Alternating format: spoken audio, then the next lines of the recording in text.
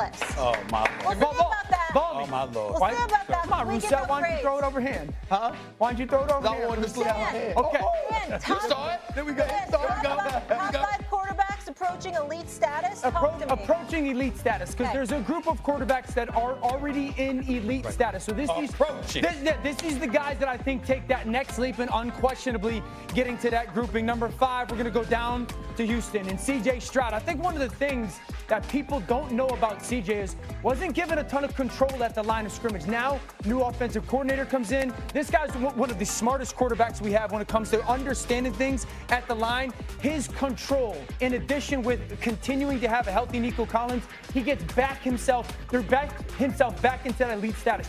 Number 4, I think this one might surprise some people. Kyler Murray. He's got 2 elite talents to throw the football to.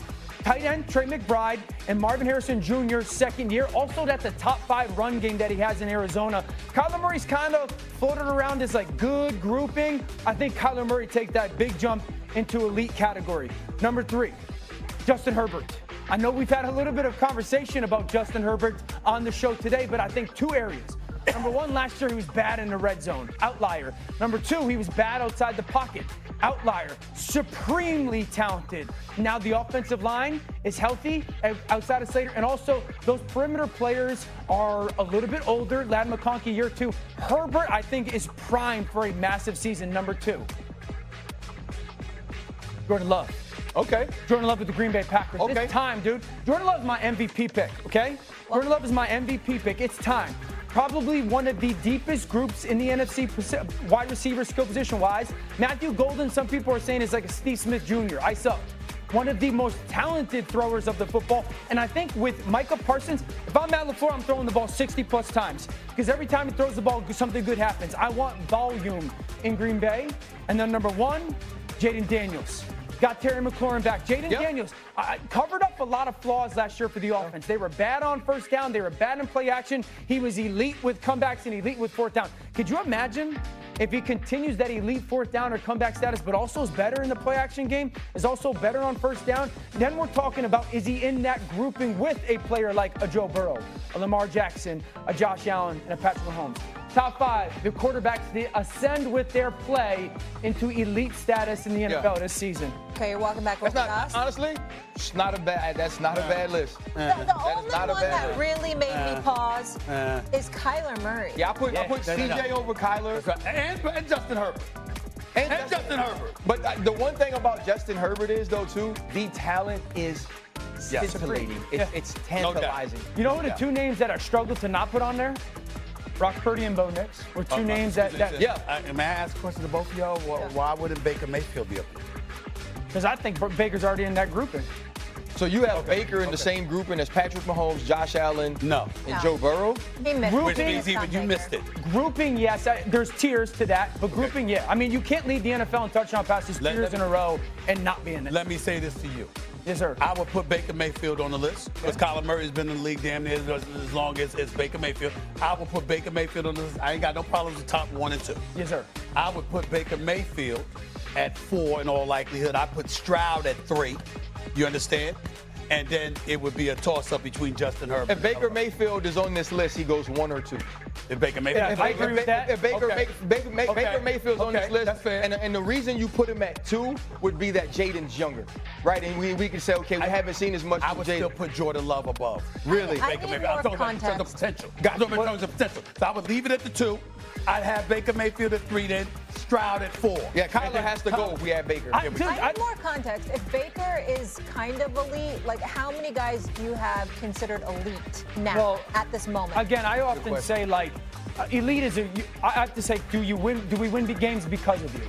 Baker's in that grouping. How many guys are in that grouping? Matthew's in that grouping. Matthew's in that grouping. Yeah. Probably somewhere between 8 and 10. I think there's 8 and 10 like ridiculously good quarterbacks in the league already. That feels very generous to use the word elite. Yeah, I feel like our definition is a little different because when I'm thinking elite, I'm thinking best of the best. We know the big 4, right? Big 4. It's the big 4. then that's elite. Okay, so you're putting Jalen Hurts up in that top 5, top 6 group?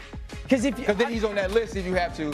But the thing is, he has to be in there. But here's also the question, right? The list also has to be someone we expect something more from. This list, right? you're saying? Yeah, this list. Yeah. You know what I'm saying? Because it could be, if I got Baker Mayfield. That's a good point. It's Baker Mayfield, yeah. He's not in an elite group with the big four, but am I going to get a next step that puts him there? What's something that changes my mind? And the reason Jayden Daniels and Jordan Love, C.J. Stroud can be there, because there is another step, in my opinion, It's another level that we're waiting for. That's Yes, another level that we're waiting for. That's a great now, if description.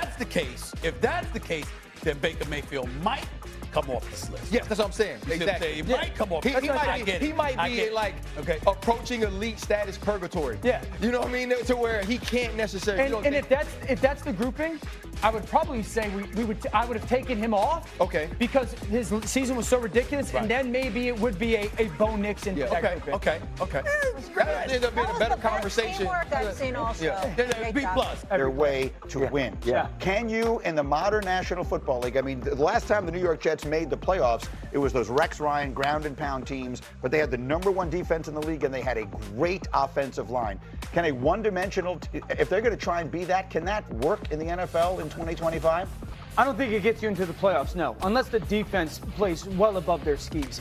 Like I would tell you in this game specifically, Greeny, if I were the Jets, I would try to run the football 50 times. They're going through every game. I'm not trying to be hyperbolic there. I mean, that's Tanner Engstrand, the new offensive coordinator, comes from Detroit. Detroit ran it about 30 times a game. Justin had 10 carries a game as a starter. Like, I would expect 10 to 15 carries for Justin Fields himself. So it's their best path to success. It's obviously a small margin for error. In this game, I would try to run it 50 times. I don't think that's the way to get into the playoffs, but I do think it makes them weakly competitive. They're going to play football like it's 1950 all over again. The issue will be if the Jets fall behind 14-0 or 2 scores. Right. They fall behind 2 scores, then it gets really interesting. Let me get one more game in here super quickly. Taylor, Yes. who will have more rushing yards on Sunday, Jayden Daniels or the entire New York Giants football team? You got to go with the New York Giants entire football team. They rushed for 104.3 yards per game last year. The Washington Commanders, I think, were last in the league in rush defense. You got to assume they're going to probably get a little bit better for the Commanders, but not that much better. Also, the boy Scatterboo, shout out ASU. We'll make this quick here, but Shefty, for those of you just joining us, you have been telling us, and you don't make official picks, but you have been telling me for weeks you like the Giants a lot. And I know the schedule's tough, and I know they've got quarterback questions. I just think this team with the defense it's built, the back end of the defense has talent. I think they're going to be a tougher out than people are expecting. They've been so bad for so long. So I'm not saying all that much when I say I think they're going to be better. But I think on Sunday, they're going to give the Commanders all they can handle. Can I get a quick? You don't make official picks? No. So can you say something nice about the Commanders? Because you've been talking up the Giants now, like they're going to be surprising. The Commanders last year, I felt the same way about the Commanders last year that I did the Giants this year. And the Commanders have maybe the best young quarterback in all of football. Their future's ahead of them. Crystal ball, Shefty. Yeah. You can see it all. I think this game is the most revealing game for both teams in the NFL this season. Because if Washington